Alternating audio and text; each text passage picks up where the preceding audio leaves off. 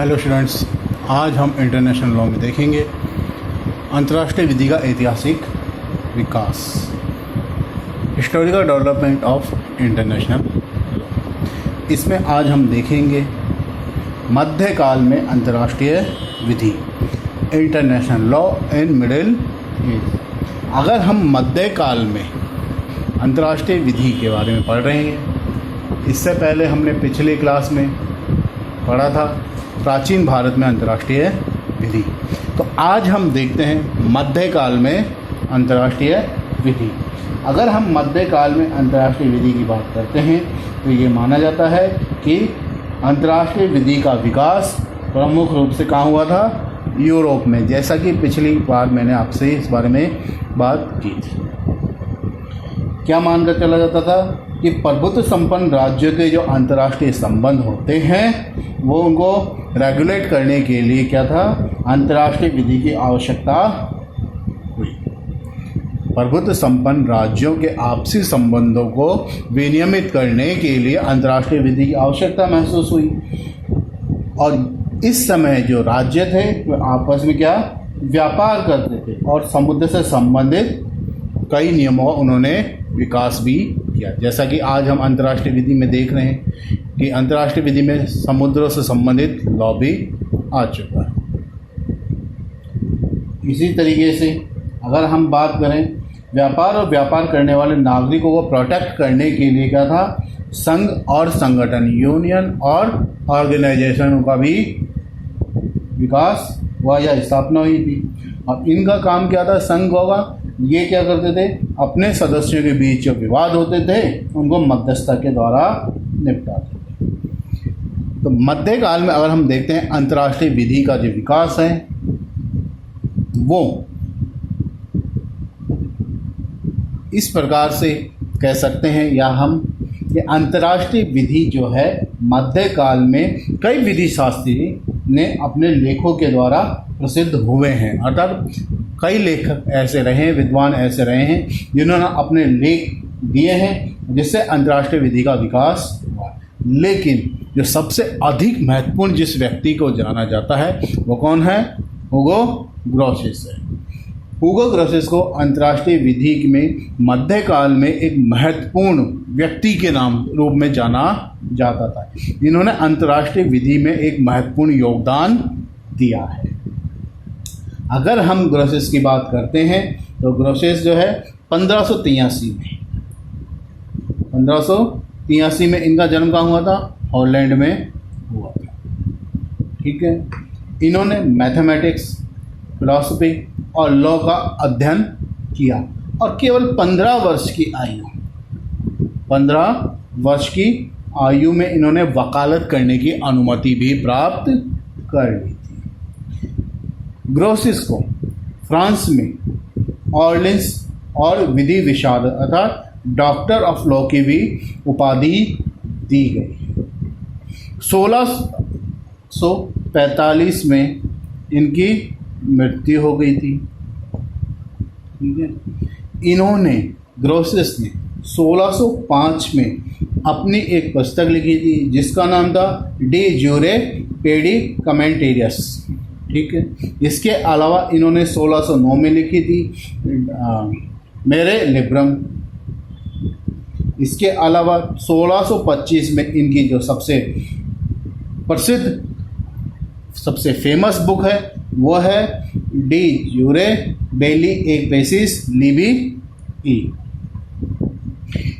इस पुस्तक से इतनी इनकी प्रसिद्ध रही है कि इस वजह से इनको फादर ऑफ इंटरनेशनल लॉ के नाम से भी जाना जाने लगा। इनकी पुस्तक इतनी प्रसिद्ध हुई है कि इन्हें अंतर्राष्ट्रीय विधि के एक जनक के रूप में जाना जाने लगा, क्योंकि इस पुस्तक के द्वारा, इस बुक के द्वारा ही इन्होंने अंतर्राष्ट्रीय विधि की क्या रखी थी? नींव रखी है। अगर हम बात करते हैं कि ग्रोसियस ने राष्ट्रों की विधि में क्या है? प्राकृतिक विधि, या जिसे हम कह सकते हैं तर्क की विधि के विचार को शामिल किया। ग्रोसियस ने अपने विचारों में किसको शामिल किया था? प्राकृतिक विधि को शामिल किया। और ग्रोसियस कहते हैं कि प्राकृतिक विधि के नियम क्या है?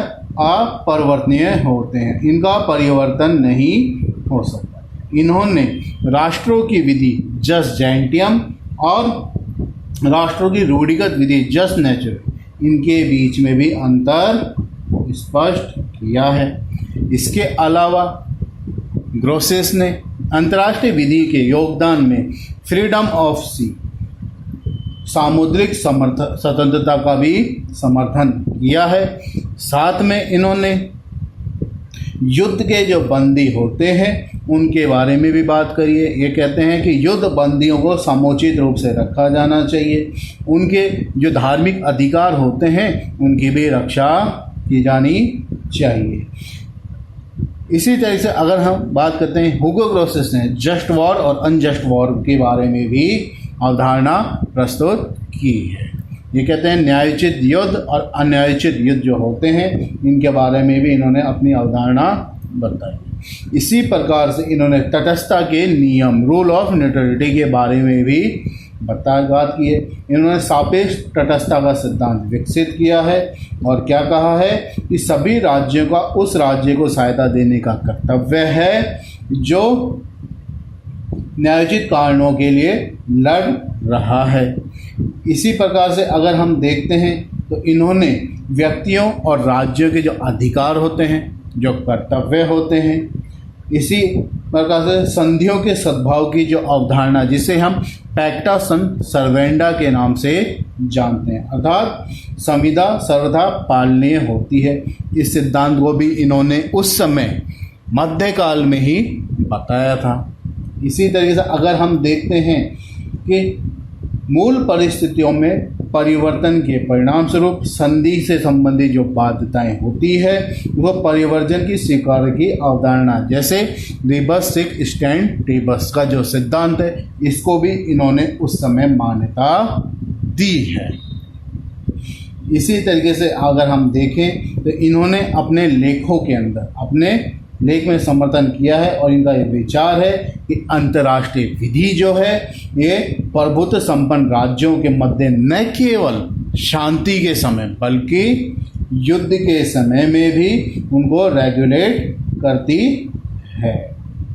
इस प्रकार से अगर हम बोलें कि ग्रोसियस की ये बुक है डी जूरे बेली एक पेसिस लिबरी ए, जो है अंतर्राष्ट्रीय विधि पर प्रथम पुस्तक मानी जाती है और इन्हीं कारणों से अंतर्राष्ट्रीय विधि के जनक के रूप में भी ह्यूगो ग्रोसियस को जाना जाता है। हम ये नहीं कह सकते कि मध्यकाल में केवल ह्यूगो ग्रोसियस ही रहे हैं, बल्कि कुछ विधि शास्त्री और रहे हैं जो भी मध्यकाल में रहे, इन्होंने भी अपने योगदान दिया है, जैसे बेली है, विक्टोरिया है आदि विधि शास्त्र ने भी ग्रोसियस से पहले ही अंतर्राष्ट्रीय विधि के कुछ क्षेत्रों में कार्य किया था, लेकिन डी जुरे बेली एपेसिस लिब्रे ई के कारण ग्रोसियस को अंतर्राष्ट्रीय विधि में एक महत्वपूर्ण स्थान मिला है और इन्हें अंतर्राष्ट्रीय विधि के जनक के रूप में जाने लगा है।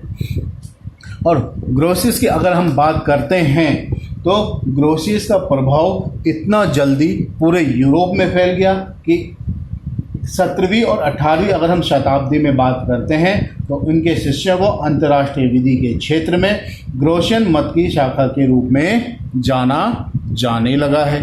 तो इस प्रकार से हम कह सकते हैं कि मध्यकाल में जो है अंतर्राष्ट्रीय विधि का विकास मुख्य रूप से कहाँ रहा? यूरोप में रहा था और यूरोप में कई विधि शास्त्री रहे हैं, लेकिन ग्रोसियस इतने ज़्यादा फेमस हुए हैं कि उन्हें अंतर्राष्ट्रीय विधि के जनक के रूप में भी जाने लगा है और इन्होंने कुछ ऐसे सिद्धांतों को बताया जिन्हें अंतर्राष्ट्रीय विधि में आज हम देख रहे हैं। इसी प्रकार से इन्होंने प्राकृतिक विधि के आधार पर अंतर्राष्ट्रीय विधि को माना है।